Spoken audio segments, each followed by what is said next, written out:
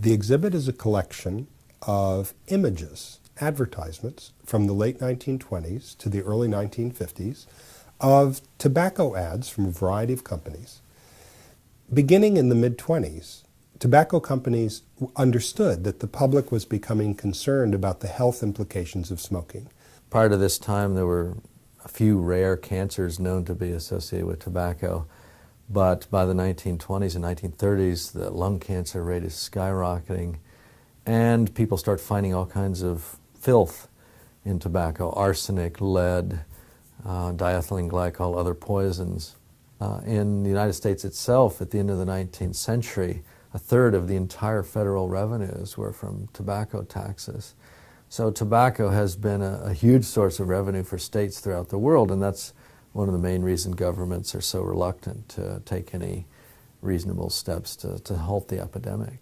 Tobacco ads have been extremely effective over the years in luring people to smoke, retaining them in smoking, and luring them from one brand to another brand. These guys had enormous art budgets. They had the very best artists and the very best designers that money could buy.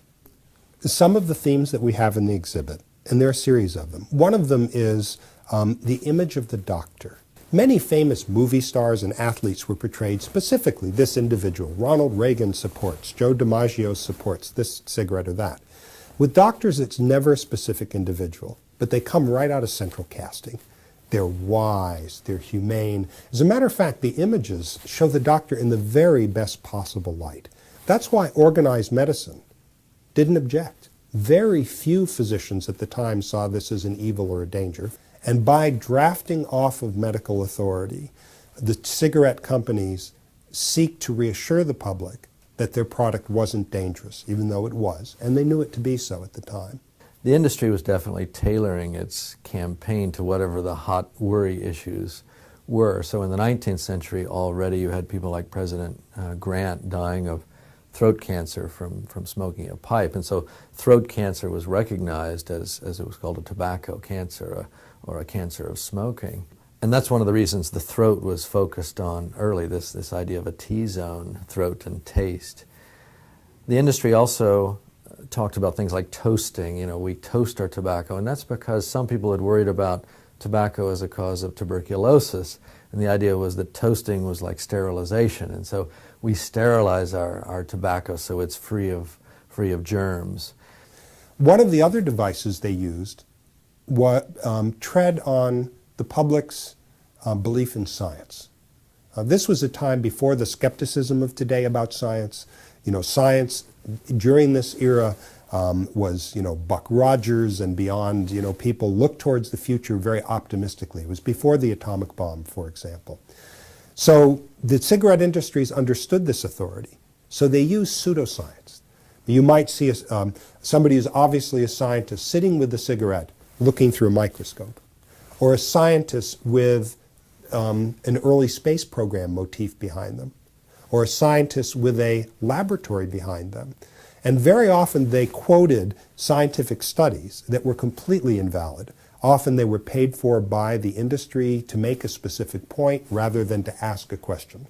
And that these were very simplistically put out as scientific findings about the safety of their tobacco product. Marketing to women is very clever. Before World War I, if a woman was seen smoking, it was a direct code for prostitution. Normal, God-fearing women simply didn't smoke. Now, beginning with the women's suffrage movement and with the sense of women's independence in the 20s, the companies began to sponsor learning sessions for women to teach them how to smoke and how to inhale and how to fashionably hold a cigarette.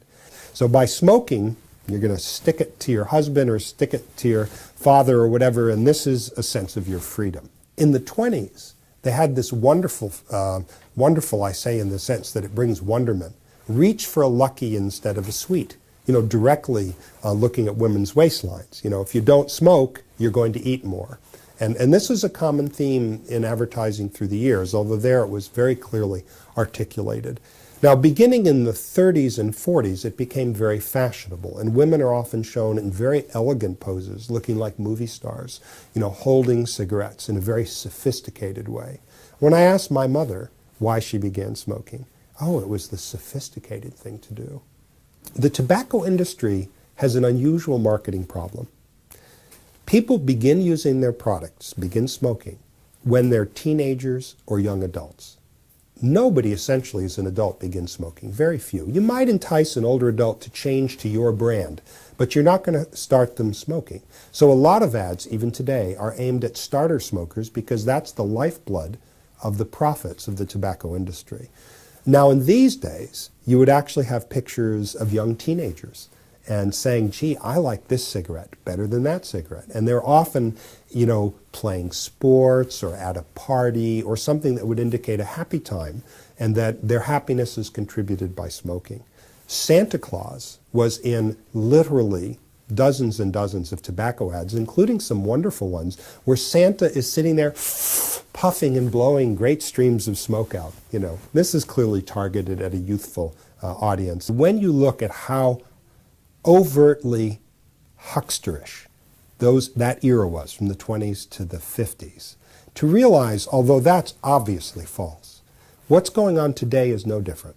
That the tobacco companies, although they're constrained by regulation, by the government, they've found very subtle and insidious ways to corrupt the message. And that even today, marketing to young people to begin smoking, marketing to women, marketing to blacks, and indeed, even the anti-smoking programs aimed at grade school and high school kids are often coded messages that really support smoking.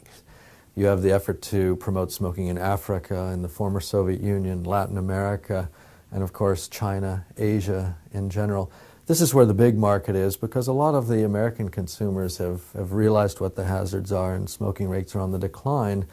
But in many parts of the world, the epidemic is really just beginning, and that's why the 21st century is going to be the gigantic period of the epidemic. Most of the smoking deaths are in the future. Only about 100 million people died from smoking in the 20th century. In the 21st century, it could be as many as 1 billion people, 10 times as many, because again, the long time lag, the marketing overseas, the epidemic is really mostly in the future.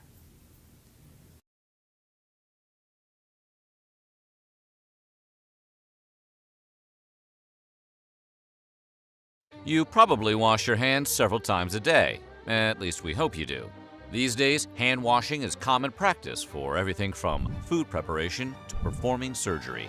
It's crucial in the field of medicine. It's standard practice today. But in the 19th century, pre-exam hand washing wasn't common among doctors at all. After earning his medical degree in 1844, Dr. Ignaz Semmelweis specialized in obstetrics, the branch of medical science overseeing childbirth. 2 years later, Semmelweis became assistant to Professor Johann Klein at the first obstetrics clinic of the Vienna General Hospital. In his new role, Semmelweis examined patients before Klein made his rounds. He also taught students, performed administrative duties, and supervised difficult deliveries.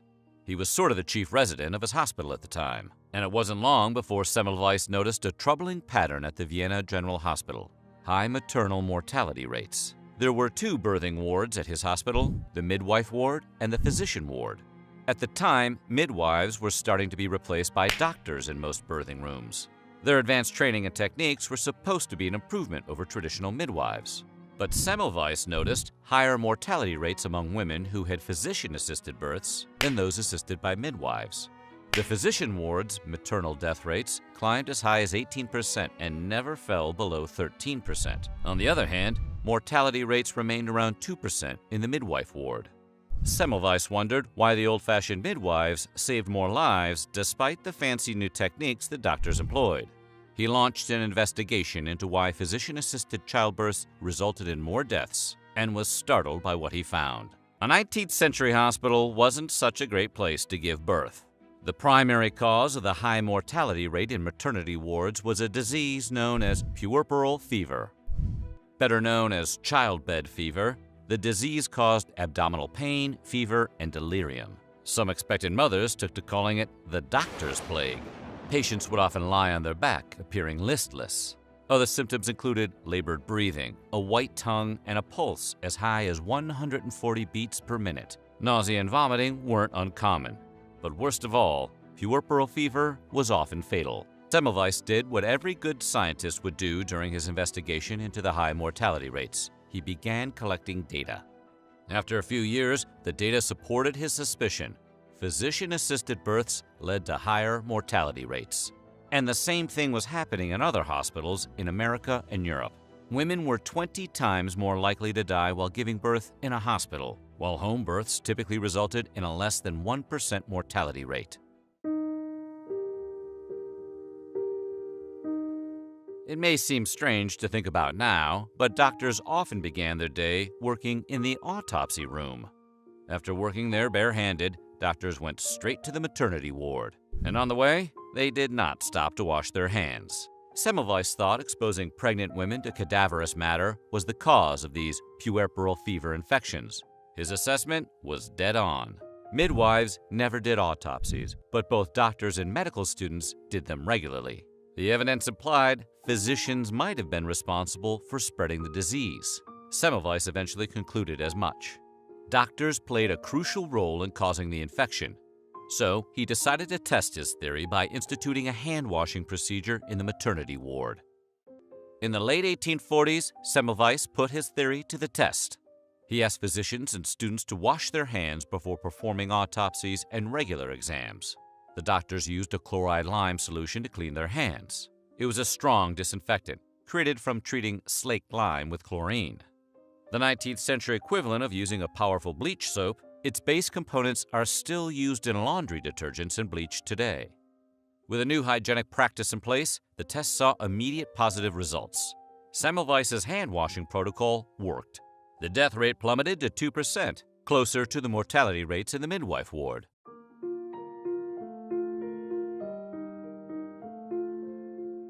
If the thought of doctors not washing their hands makes you squeamish, imagine if they didn't disinfect their instruments after using them. This was a likely scenario in 19th century hospitals.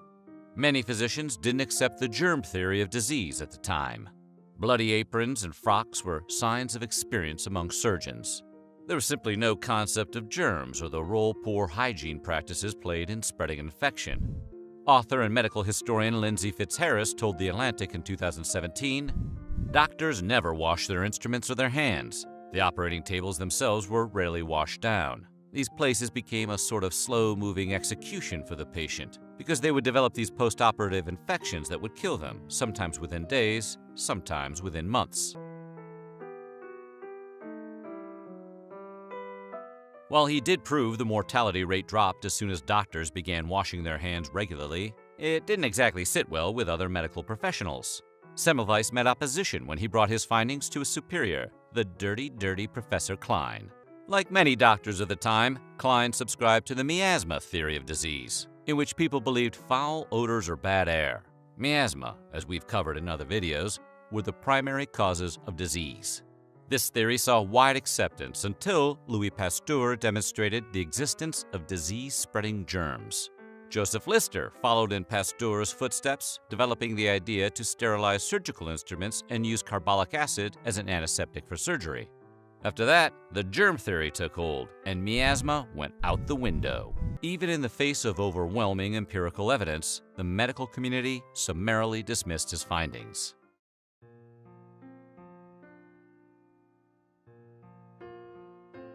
Semmelweis put his career on the line and provided concrete proof that washing hands and sanitizing tools decreased maternal mortality rates.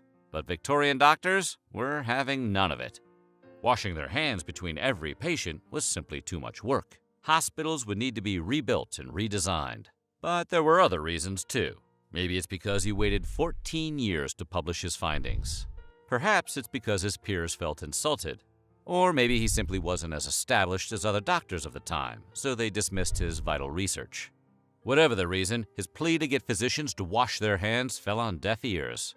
It didn't help that he had quality data, but didn't fully understand germs. His peers demanded to know how a postmortem could harm other patients. His critics pushed him to explain how and why, but he struggled to respond in a meaningful way.